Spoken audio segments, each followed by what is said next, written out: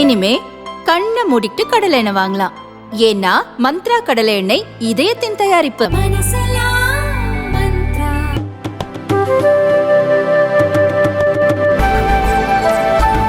Dear friends, all brothers and sisters who have come here to this very beautiful Thiruvananthapuram, and all of you are very important people. And Kerala state per se is a state where the political awareness is so high. Everybody is aware politically.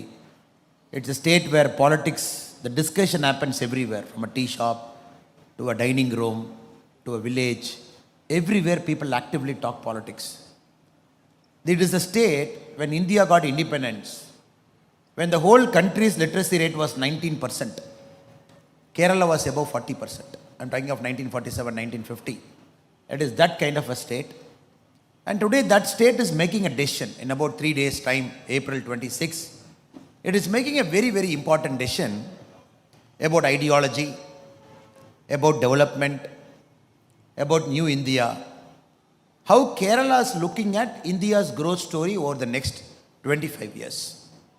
That is why this election is very, very important for a couple of states, for states like Tamilnadu and states like Kerala.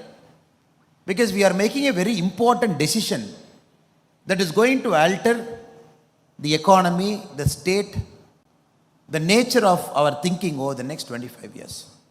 I am very happy that all the 6 parliamentary constituencies, Trivandrum, Mattingal, Kollam, Mavilakara, Pathanamthitta, Alappuzha, all people are assembled here, be it the influencers and be it our office bearers. If you look at every election in India is a story.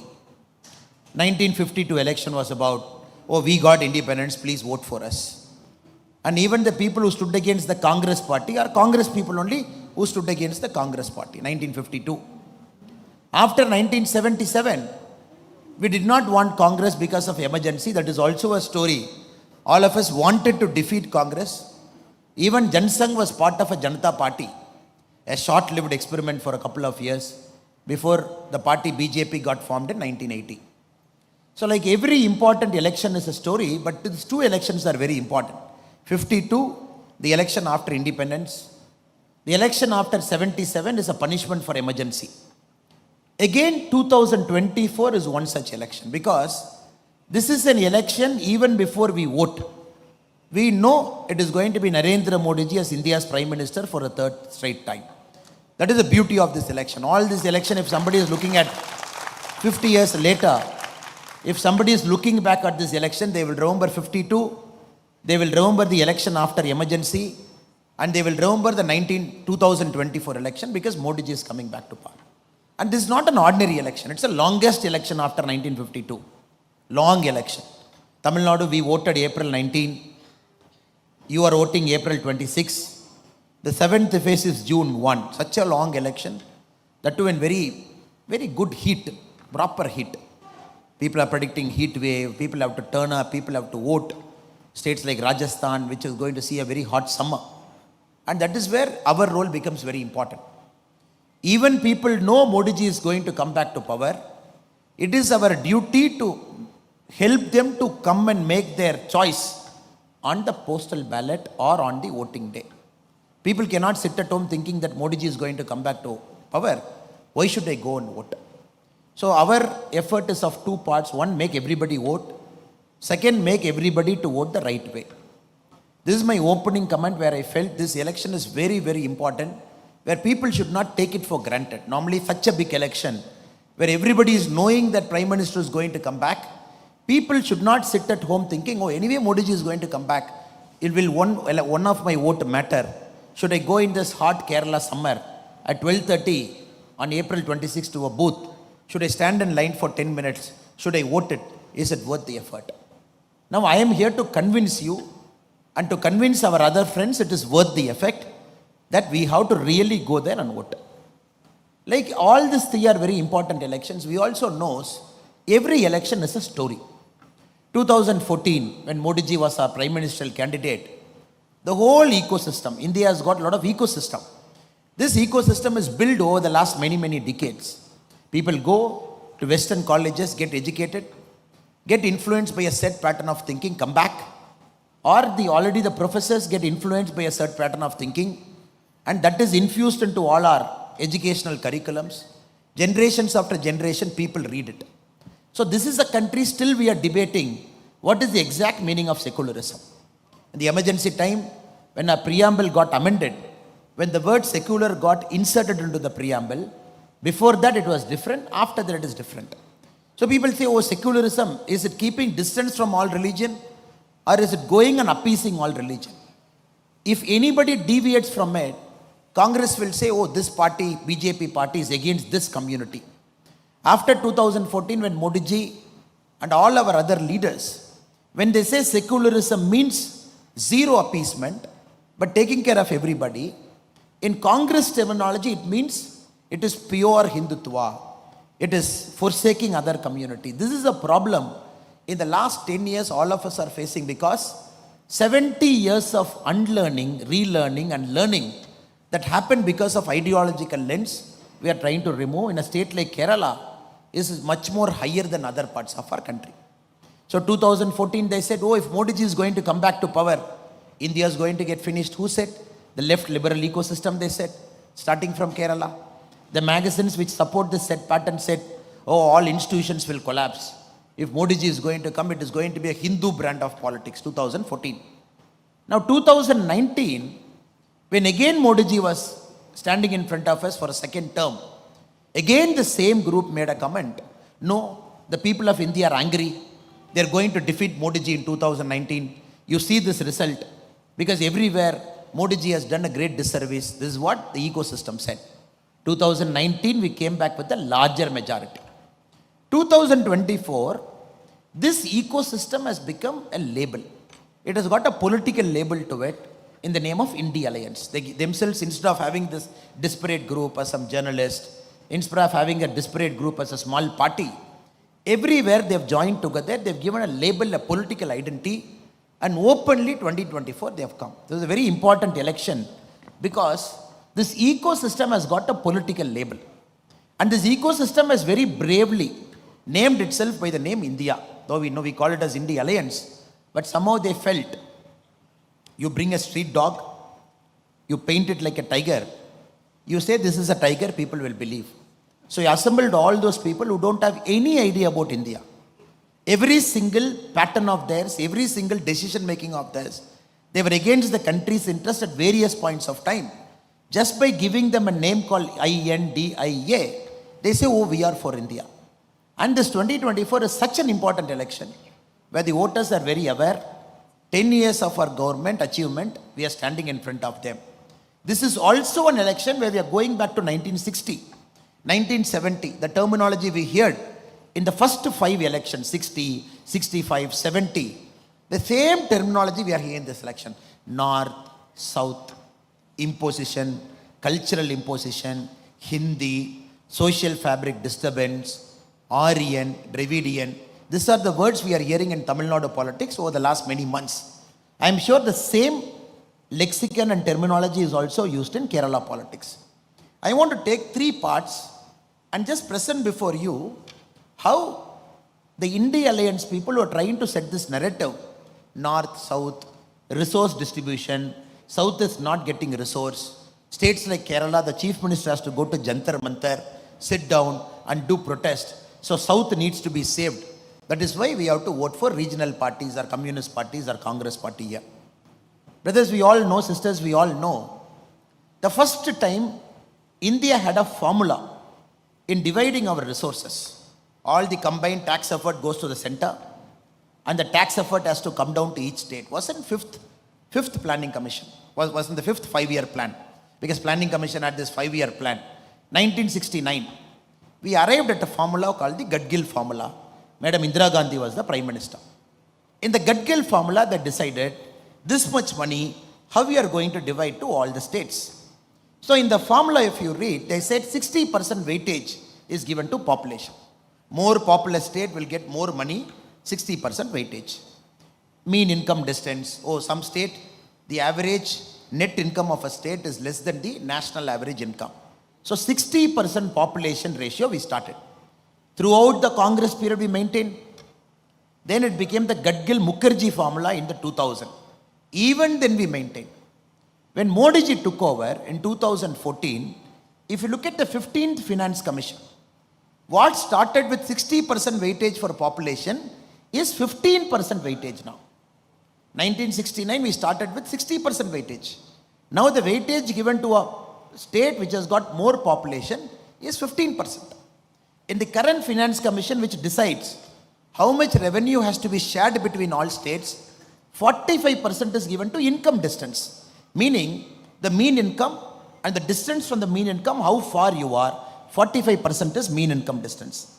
Then, for the very first time in the last 10 years, we also have got this thing called performance improvement. If demographic performance is improving, if states are able to control the population, the fertility, 12.5%. Tax effort, state is contributing in a good way to tax effort, 2.5%. State is able to maintain forest and ecology, 10%. The geographical area of a state, 15%. This is a formula right from 1969 India is following. If there is some logic to this formula, which is now, after Modi ji has come, there is some logic to this formula in the 15th Finance Commission, where the population is 15%, demographic performance is 12.5%, area of a state is 15%, forest and ecology is 10%, income distance, of course, is 45%. Now, we also have to understand Congress, which is talking, oh, you got to share more to the state. You should not keep more money with center, which Rahul Gandhi ji and others are promising. 2004, when Congress came to power, only 30.5% of resources was shared with state, which Modi ji as a chief minister was equivocal in saying that state should be given adequate resources for its own development. When Congress left power in 2014, this 30.5 was 32%. Meaning in Congress in 10 years has increased it from 30.5 to 32. Now in 2024, it is 42%. Now if there is one party in the whole country which do not have any right to talk about the devolution of resources from centers to state, especially the tax effort that is put in and the finance commission that is devolving. They 10 years of UPA 1 and 2, 30.5 to 32, 10 years of NDA from 32 to 42. The 16th Finance Commission, the term is constituted, and we can expect more progressive reforms as and when the Finance Commission is going to submit its report in the early part of 2026. Now, friends, we have to remember, this logic has to be killed in the bud. If anybody in Kerala, any politician is talking about North and South, it is about taking the states and the country's gain by 50 years backwards. 50 years, whatever we have achieved in going forward, parties like Congress, parties like DMK, parties like Communist, simply for their political gain, just like that they stand before us, they say, no, you got to give more resources. You look at the budgetary grant support. We gave 100 rupees. In Tamil Nadu, there is this 29 paisa. The whole election, the chief minister and his son, Udayanidhi Stalin, everywhere they said, we are going to call PM Modi as 29 paisa Modi. Then of course we also hit back saying that if you are going to call PM Modi as 29 paisa Modi, we are going to call you as drug Stalin, because under your rule, the drugs have gone up and high. But again to substantiate, their argument is, okay, you give us money for budgetary grant, that money we will take, we will compare, and only that money we will calculate as saying you are given to state. Now Kerala, if we take close to 36 lakh farmers, they have got 32,000 into their account. Here in the state, Tamil Nadu is 47 lakhs, Kerala is 36 lakh farmers, small medium farmers. 16 installments, they got 2,000. Every year 6,000, 16 installment 2,000, which is 32,000. They don't calculate that because it is directly from center to a farmer. That doesn't get calculated into the state's resources.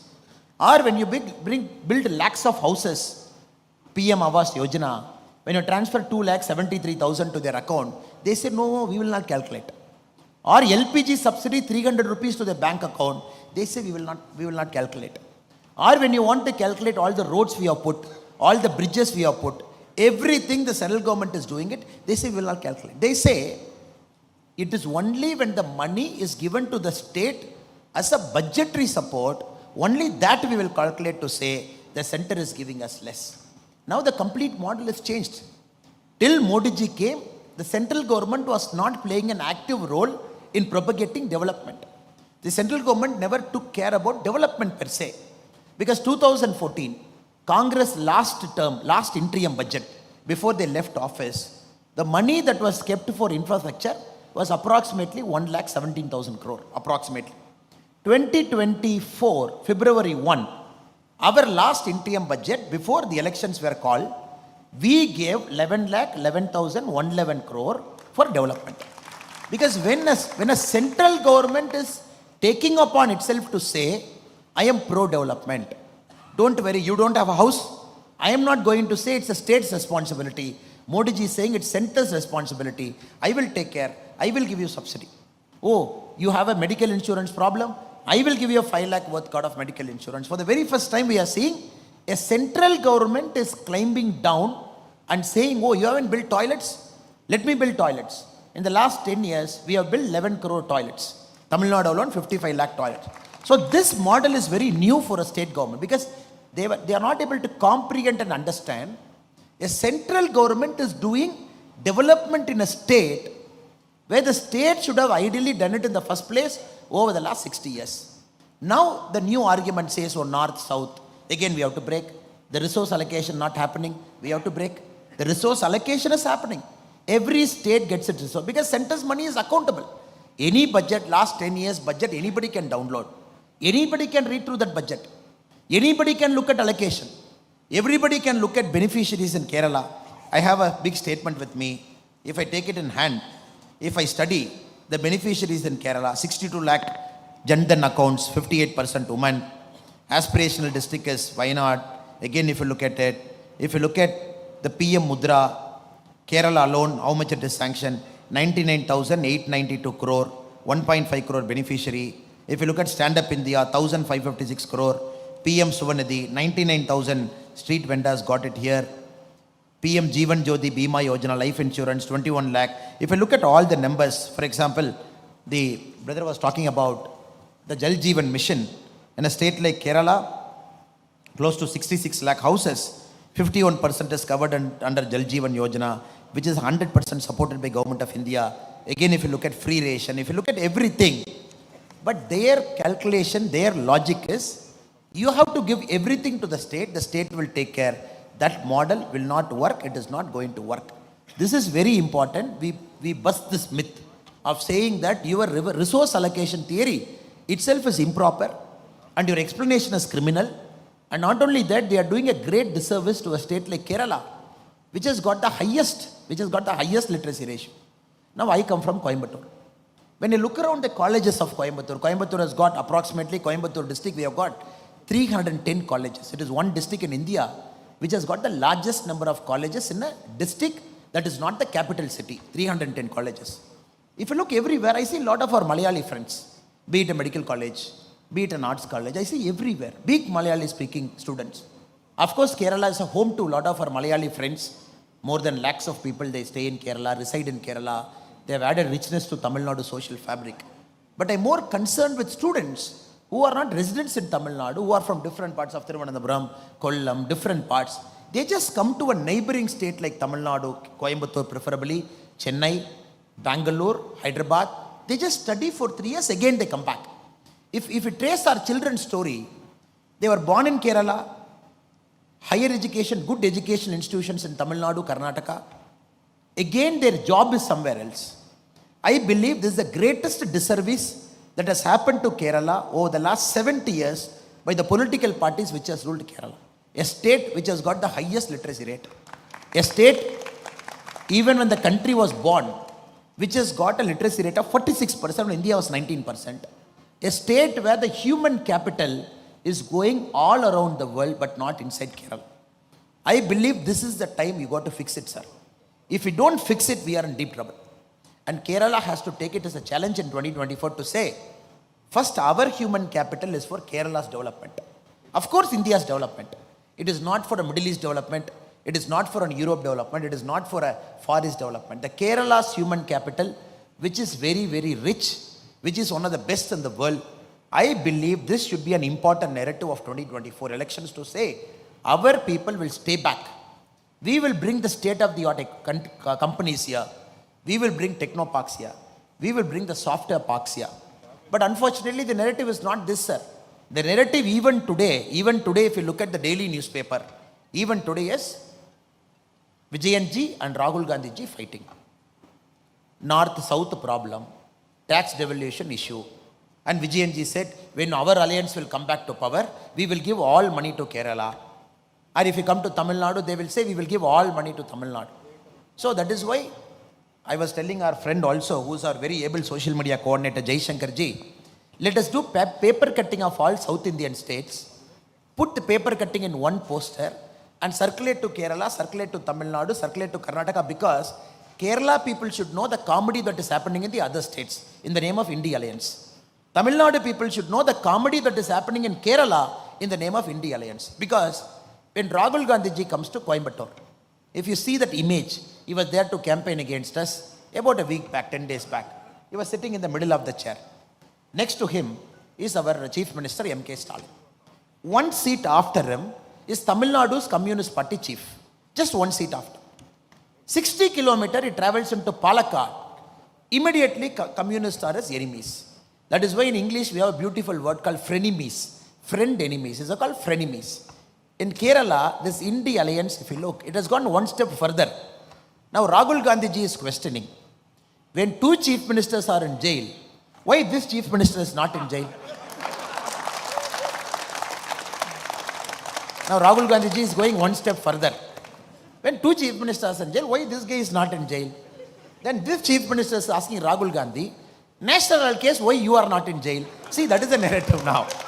Last 3 days in Kerala, all newspapers are like, who is going to jail? Now these guys have to decide who will be in bail, who will be in jail in the next 3 years. See, is this a narrative that Kerala politics wants in 2024? April 26 elections are very unfortunate, very, very unfortunate. And not only that, sir. Now we have to appreciate and understand the essential of politics, the base of politics is accountability. A citizen should go ask a panchayat leader why it is not done. A citizen should go ask an MLA why it is not done. Ask an MP why it is not done. That's how the Indian political system is designed. Because it's a first post the model and somebody is accountable to you. In states like Kerala and Tamil Nadu, last time you gave 19 seats to Congress. Correct? 1 seat to Communist. And every time you ask a Congress MP, why it is not happening? What can I do, sir? Modi ji is in power. I am in different party. So after 5 years we will see. And bravely after 5 years they are coming and setting the same narrative. Now you know for a fact it is Modi ji who is going to come back to power. All of us know for a fact. Nobody in this room has got a doubt whether Modi ji is going to come. The question is whether it is 400 or 410 or 430. That is a doubt we all have. Now here the same Congress fellows have come. Now if you look at the India Alliance argument, sir, nowhere the India Alliance is saying they are winning. India Alliance is saying Modi ji will not win 400. Nowhere the India Alliance is saying, oh, we are winning. If we win 50 points, we will do we will do everything. They are saying Modi ji should not win 400. So tomorrow if Modi ji is winning even 398, they will say, Appa, because of our alliance we have reduced 2 seats. We have done so much hard work over the last 1 year. We have reduced 2 seats. And 100% they will have a success party also. So take my word. They'll 100% have a success party in Delhi to say 2 seats we have reduced. There also there will be a fight. I am responsible for 2 seat reduction. Other fellow will say I am responsible. This is not an alliance at all. Any alliance that is not on principle, any alliance is there only on anti-Modi plank, it will not work, sir. It will take the country so back. I'll give you a simple example, sir. 2004, UPA came to power. Elections got over. Nobody knew who is the Prime Minister. 10 days it took. They said, and he is the Prime Minister. I used to say this in our pracharam.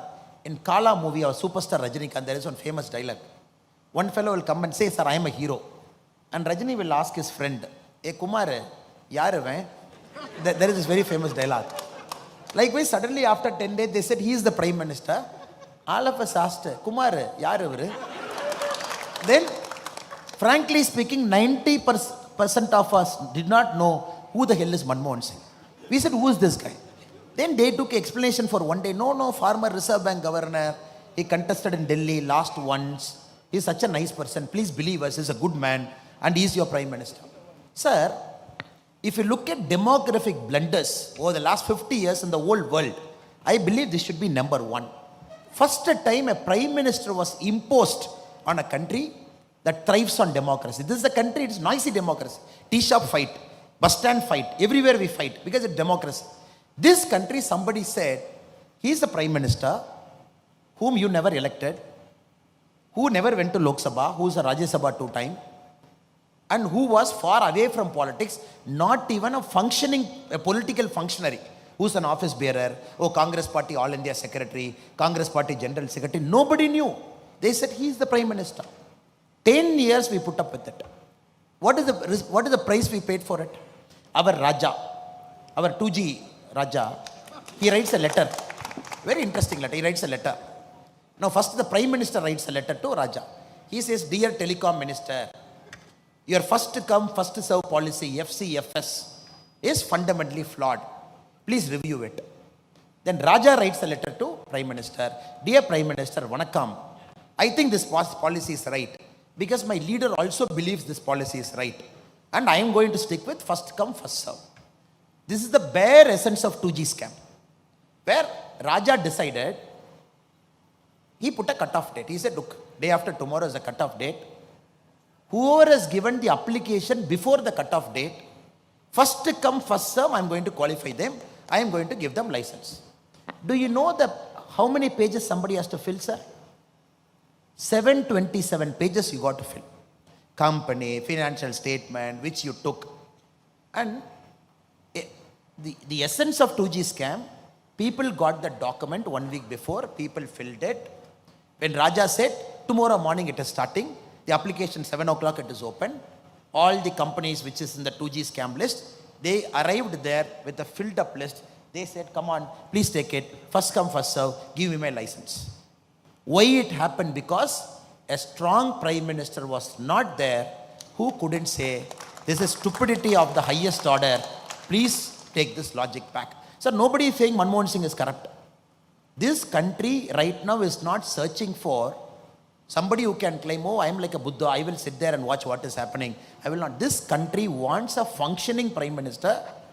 Even 10 years from now, when Pakistan and China decides to do a two-pronged attack on India at the same time, this country should be resilient enough to face it.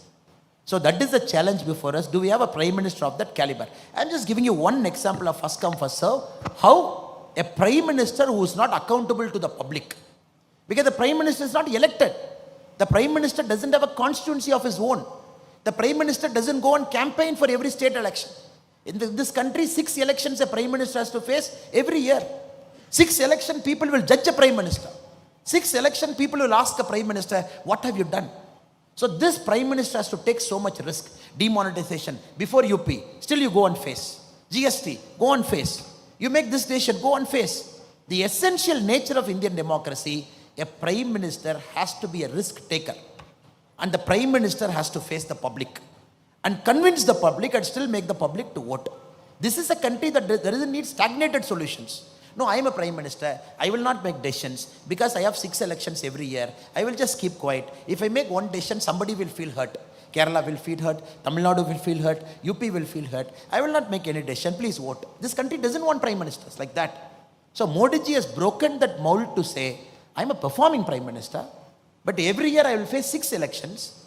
I will convince you to vote for us because my decision is right. In this context, friends, I am making a very humble appeal to all of you. Now you tell me, in the alliance, will all leaders agree to a single leader who will be a prime minister? Question number 2. Even if all leaders agree to a single leader as prime minister, will that person be able to run the cabinet? Question number 3. Even if this person is able to run that cabinet, if he has to pull up some minister for some wrong thing, X is prime minister, Y is in Mamata Banerjee's party, Z is in Arvind Kejriwal's party, B is in some party, and if he has to fire, the essential thing of a cabinet is the prime minister should have the right to fire. Though in our country it's the president who accepts the prime minister's decision, because the cabinet cannot be under the control of a prime minister. If 3 answers are false, false and false for an India alliance, then what are we looking at, sir? We are looking at a country that will go to shambles if any of them will decide that I am going to be the country's prime minister. Rahul Gandhi ji, there is no concurrence here only. And many of his ideas, if we implement, it is much worse than 1991 USSR. USSR, when somebody said why USSR collapsed, one communist gave a beautiful answer. Sir, the essence of communism is very simple. You got to act as if you are working. The government has to act as if it's watching. This is the essence of communism. If both of you break it, communism will collapse. I'm telling this again, sir. When USSR collapsed, somebody asked a communist why it collapsed. They said, sir, people and party, government, two are there. People have to act as if they are working. The government has to act as if it's watching. When anyone breaks, USSR collapses. That is why. You build up an inefficient state. One fine day it collapsed when the whole country was, world was opening up. Friends, we have to understand in this very, very important election, Kerala has to make a choice. And this choice has to be pro-development. And this choice has to move Kerala forward. And this choice has to be very simple. That Kerala's human capital is first reserved for Kerala state. When Kerala is prospering, India will prosper. Kerala cannot be a net exporter of human capital. This is a flawed and completely illogical model. Kerala cannot export its beautiful human talent, bountiful brain to all parts of the world to say, no, even if you go to moon, there is a Kerala person standing there. Though we feel proud that whichever part of the world we go, there is an Indian and a Malayali and a Keralite brother and sister who is there. Though we feel proud. But when we come to Kerala, brothers said, Jal Jeevan Yojana. Jal Jeevan Yojana. Just look at what they have done to the states. If you look at the performance report of the whole country, Kerala stands the lowest. Here the Jal Jeevan completion is 51%. 51%. 51%. Bihar, where they speak so bad about Bihar, our brothers and sisters, Bihar is 96%. You are 70 lakh houses. Bihar is 1 crore 66 lakh houses. There they have done 96% completion. Here it is 51% completion. So what model are they talking? A state like Kerala, they are not able to complete a central government project. That to 100% grant from silver line. I'm hearing from a school student. And many a times you used to go and Google, what is the silver line? And some protest, some fellow. And Modi ji beautifully got to Vande Bharat, which is connecting the length and breadth of Kerala. Yesterday I was in Palakkad. Again, the difference between communist and Kerala is two things, sir. Communist and Congress party. A Congress party will copy and get caught. A communist fellow will copy and will not get caught. That is the beauty in Kerala if you see. Here copying means central government scheme. In Palakkad, Vande Bharat train is coming. There the Congress MP felt, let me go to a printer shop, take 3 photos, print out. He came and nicely pasted in Vande Bharat train.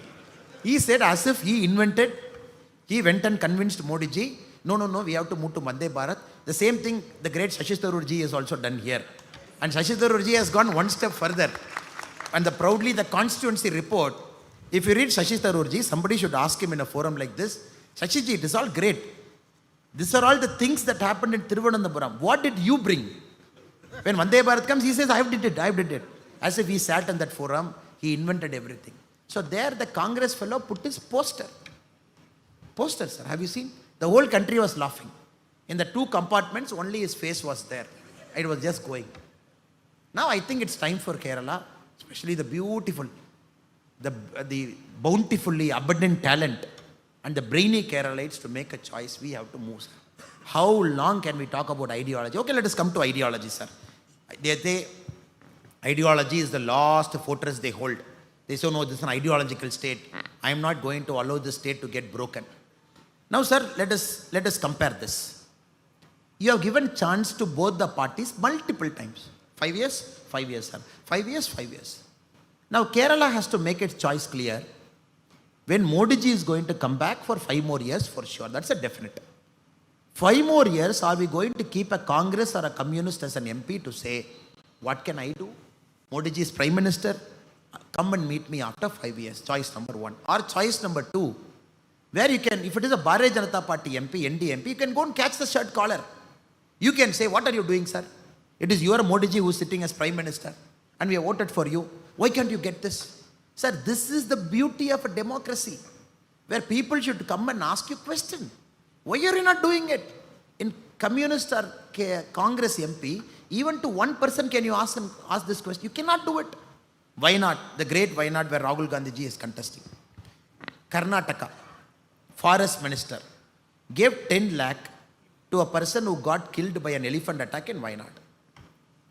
Sir, anybody who gets killed by a man-animal conflict, it's sorry state of affairs. We have to take care, that's a duty. Then the Karnataka Forest Minister writes a letter to Rahul Gandhi ji.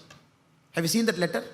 Dear Rahul Gandhi ji, as per your instruction, I have allocated 10 lakh rupee to that Wayanad person who got killed by elephant. The press went and asked him, is Rahul Gandhi your boss? Then he said, no. Rahul Gandhi is our party leader. Then why as a minister you are writing a letter to Rahul Gandhi? He said, no. The elephant is a Karnataka elephant. It wandered into Wayanad. There it wandered, it killed. So Karnataka, we take responsibility. And Are Baba, in Tamil Nadu we are saying, the same Congress government, why can't you give Kaveri water? The same logic. Same, there is an agreement to 2018. When BJP was there, it honored it. After 2023, when Congress came, they said, we are not going to honor it.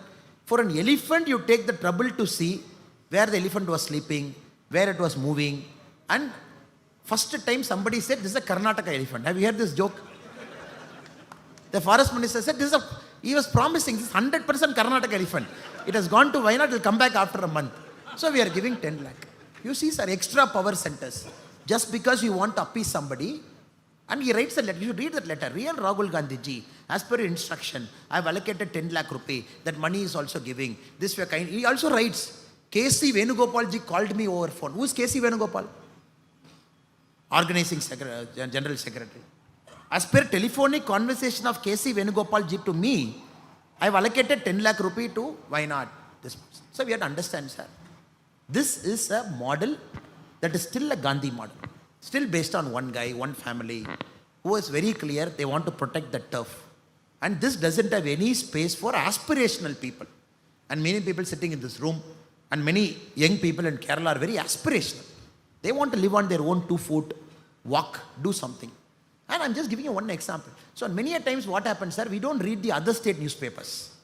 The mistake all of us make, we read only the newspapers of our state. If you read our Telangana Chief Minister, Revanth Reddy garu, the anchor is asking, Sanatana Dharma, what is your opinion? He said, Sanatana Dharma is very important. I'm holding very strong to it. Election time. Now this is the time for all Congress people to become Ammar, Akbar and Antony. We all know. All election, Ammar, Akbar or Antony they become. Sanatana Dharma is very important. Anchor asks next question. Then Udayanithi Stalin abused Sanatana Dharma. What is your opinion? He said, you see, in our alliance, it's all like this, unity and diversity. Then the anchor asks a pointed question. But still he abused, what is your answer? He says, Udayanithi Stalin should be punished. Then the anchor asks a 4th question. Are you sure? 100% punishment hona chahiye. Then DMK fellow threatening Congress in Tamil Nadu yesterday. In the alliance, we are keeping our mouth shut because Tamil Nadu elections are over. They can speak anything they want, the DMK. Please mind your words, Mr. Revanth Reddy. Sir, this is a sign of things even before the second phase of poll has happened. Only the first phase has happened. Second phase, third phase, fourth phase, fifth phase, sixth phase, seventh phase till June 1. That is why to a journalist friend I was telling, sir, India Alliance ka engine Tamil Nadu mein failure hoga. Now where will it take off? Only one election it is over. Now you are seeing fight, you are seeing Congress and DMK fighting. It's a matter of time. So before you vote, 5th phase we should not regret. Because there might not be an India Alliance anymore in the 5th phase. Anybody who thinks India Alliance will save the country in Kerala, any of our brothers and sisters are thinking, they got to think twice. Because when the election enters the 5th phase, I am not sure whether India Alliance will be intact by phase number 5. So brothers and sisters, humble appeal to all of you is, this is an election of progress, election of development. This is an election, of course. I am also a proud Tamilian. Doesn't mean I have to pick up a fight with the North, I have to pick up a fight with my Bengal friends, I have to pick up my fight with Rajasthan. I am also a proud Tamilian. Doesn't mean I have to ill-treat or hate any other person who doesn't speak my language. I am also a proud Tamilian. Doesn't mean I have to pick up an unnecessary fight by a state by insulting and demeaning it. Insulting and demeaning it. So Congress has failed to understand this logic. A proud Kerala doesn't mean we give up our interest to anybody. State interest, of course, is paramount. BJP party, if you look at it, it's a beautiful party. Modi ji is a Gujarati. He's a Gujarati speaking person.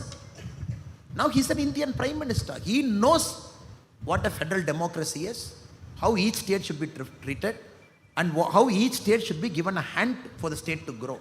Now Congress picking up an argument to say, if you say I am an Indian, meaning you are not Tamilian, is stupidity at its worst. If Congress saying, if you say you are an Indian, you are not a Malayali, is saying stupidity at its worst. Now new terminology the Congress and communists are saying, Malayali means we are not Indian. What logic is this? A Tamilian, DMK, Tamilian means India second. A Tamilian means India first only. A Malayali means India first only. There is no confusion there. This is a new logic they have brought it in 2024 to say, oh, BJP is saying India first and Malayali first. Don't believe in it. We are saying Malayali first and India second. Please believe in it. What nonsense, sir? What nonsense. When I flew in here, a Malayali pilot was driving me. We are flying over 2 states. Can I tell him, no, your border is over. Please drop the plane. We will walk and go. This is a state where everybody is everywhere. And the rich social fabric. We have to understand, sir, they are destroying our social fabric. Every vote to India Alliance is destroying our social fabric. It just doesn't make any sense to us. That is why Kerala has to reject it outwardly, very clearly on April 26 to say that we are for unity and diversity, a strong country. It also means a strong state. Last but not the least, sir. Now, Trivandrum is very lucky. Mr. Rajiv Chandrasekhar ji is contesting on a BJP ticket. If you look at India in the next 5 years, sir, where India will go in the next 5 years, if you look at the departments, information technology will play a key role, electronics will play a key role, skill development will play a key role.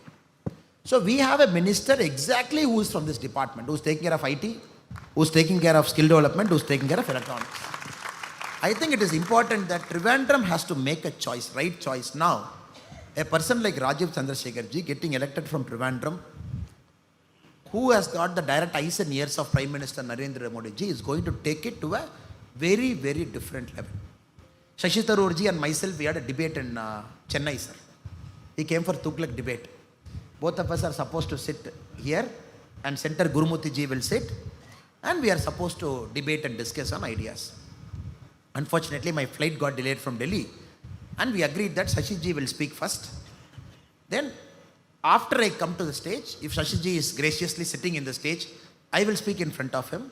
If I will reply to his questions also. If not, I will speak. By the time I reached and climbed up the stage, Shashi Tharoor ji said, long journey, tired, he has spoken for long and he wants rest, and he left the stage. Then, since it's a 2-speaker event, I have to give my answers to him. Now, Shashi Tharoor ji made a lot of arguments there. I'm sure the same argument holds for Kerala also. Here also, he might say the same thing. The first argument, he said, oh, you see, after BJP has come to power in 2014, all institutions have collapsed. All institutions have collapsed. There's nothing called judiciary. There's nothing called a free and fair democratic way of an arrest, everything. Now we have to understand, Shashi Tharoor comes from a party. When he decided to contest as the Congress nominee for the national president, Shashi Tharoor ji came to Tamil Nadu for campaigning. Please ask Shashi Tharoor ji, how many people came to receive him in Congress party office in Chennai? 2 people. State party president escaped. All MLAs escaped. All MPs escaped. Shashi Tharoor ji was standing alone in the Tamil. I am telling you this as a challenge. You ask Shashi Tharoor ji, who is talking about institution. 2 people were in the state party office in Chennai when Shashi Tharoor ji was campaigning for the national party president election. Then the press asked the other fellows, why you did not go and see Shashi Tharoor? Because it's in the top they said, both the person should be given an equal opportunity, be it Mallikarjuna Kharge ji or Shashi Tharoor ji, both will be treated very nicely. Then the Congress party people said, no, Gandhi family ji mein order aa gaya. We cannot receive. He's only a namesake fellow. It is Mallikarjuna Kharge, they have sent it. And if he receive, they will fire us also. Terribly embarrassed. Shashi Tharoorji returned back. Now he is talking about BJP as a party where all of us first generation people and many of your first generation, our fathers and mothers are simple farm people who are doing farming. We are standing in front of you. He wants to compare about BJP. Second, Shashi Tharoorji ran to be the United Nations Secretary General. Very interesting story. I actually want you to ask Shashi Tharoorji. He failed. He failed. Then, very beautifully, 2-3 books were written later on the UN process that happened, which I gave in my Tughlaq speech also that day. Later, Shashi Tharoorji also says, when Manmohan Singh ji sits in a lunch, working lunch with the American US Secretary of State, when the visit happened to India, Manmohan Singh ji did not even seek votes for Shashi Tharoorji. The Americans, of course, wanted to support a Korean, Ban Ki-moon. He didn't even ask him, please support our candidature. There were many countries in the Middle East where the Indian ambassador did not even go and seek votes for Shashi Tharoor. That was the nature of Indian diplomacy, which Shashi Tharoorji also writes in an Open Magazine article that government of India did not support me properly. Now, I was telling in the Tughlaq function, if it is Modi ji as Prime Minister, 100% we would have made Shashi Tharoor as UN Secretary General. If he's qualified enough. Second part is different, sir. If he's qualified enough. Since he was our official candidate, where was the Congress party? What foreign policy is he talking? When the own Congress party, when he was not a member, when he was a diplomat, suddenly he becomes a member of Congress party. Suddenly he says, oh, Congress, all great, all super and fantastic. The third one, Congress alone used 91 times Article 356. Madam Indira Gandhi used it 51 times. He comes from that legacy. Modi ji in the last 10 years, you please recall one instance, sir, where Modi ji has used Article 356. Such a strong government, 303 MP, 17 states in power. Why Modi ji did not use a single 356? He is taking us a lecture on democracy. You used it 91 times. Madam Indira Gandhi alone used it 51 times. And then Shashi Tharoor takes a lesson to us saying, oh, institutions have collapsed after Modi ji has come. What institution has collapsed, sir? What institution has collapsed? Suddenly they want to make electoral bond an issue. Sir, 44% of electoral bond BJP received. 56% electoral bond opposition party received. Then should we blame, oh, opposition parties, you went and threatened it, you got 56%, we got only 44%. What nonsense are they talking, sir? A ruling party for 10 years. Okay, 2004 to 14, we'll flip the argument. When Congress was in power, how much corporate donation BJP received? 70%. Congress in power, BJP receiving 70% means, sir, you have your money in the pocket, sir. You come to me, you come to my friend and say, Jaishankarji, and say, Jaishankarji, I have 100 rupees in pocket. Can I contribute to your party? Now Jaishankarji will say, no. Please go and give 30 rupees to Communist Party, 40 rupees to Congress Party, they are struggling, poor people, and 20 rupees to all regional party, 10 rupees to me, that is enough. You show me one person who will say that, sir. A money will chase a place where they think that money is well utilized. When BJP receives 44% of electoral bonds, it simply means people trust. It is not corporate. Simple person. They want to buy a bond for 1,000 rupees, 2,000 rupees. They want to come and give. When Congress was in power for 10 years, 2004 to 14, 70% of corporate donation BJP received. Why? Because they believe these fellows have messed up everything. BJP will come and write. Now we have to kill all this nonsense in the butt. Electoral bond, they twisted this person. There were some intelligent Congress people. Pulwama attack, after that somebody gave money to somebody. Some company in New Delhi, some company in Karachi. One Congress fellow, you see this Karachi fellow is donating. That is the level of brain, sir. People, all of you, I really feel for you. Because argument can be countered with an argument. how will you contradict nonsense with an argument? The last 10 years, half of our job was only countering this Congress nonsense. So institutional collapse, all this are bogus. It is important that we represent the true things to the people of India, people of Kerala, to say, whenever Congress comes to power. Sir, I'm releasing this 2G tape, sir. I'm not sure how many of you had the time to hear those tapes with subtitle we are putting. So if any of you did not have the time, I humbly request you to go into our Tamilnadu BJP's Twitter page or my Twitter page and look at 10 tapes we have published. Very beautiful. 2G happened. CBI has to write Raja. T.R. Balu minister in the tape. T.R. Balu says, Raja, don't worry. I have spoken to CBI director, don't worry. And tomorrow they are coming to my home. I have told them what to do. Ab chinta mat karo. 2G tape. The next day, CBI fellow asks, should we come and write today? Is it a good time to write in Tamil Nadu today? Then the CM secretary says, don't come today, don't come today. Come tomorrow. Then they say, why tomorrow?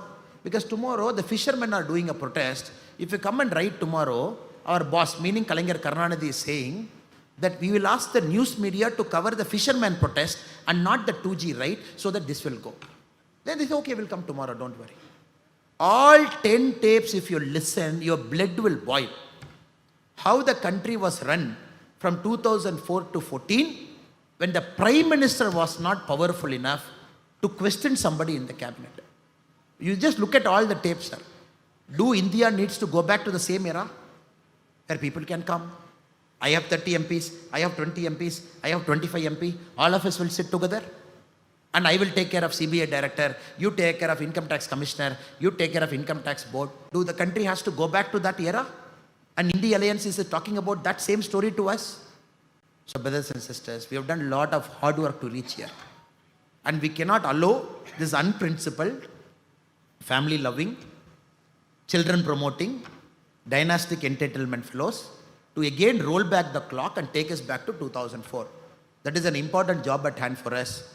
And we should do our best over the next 3 days, whatever we have in hand, to make sure April 26, the people of Kerala will vote for the NDA, vote for the BJP, for what it is, for what we have to do, so what we have to achieve. I take this opportunity to thank all the people who have come here. I think he's looking at me, meaning the time is over.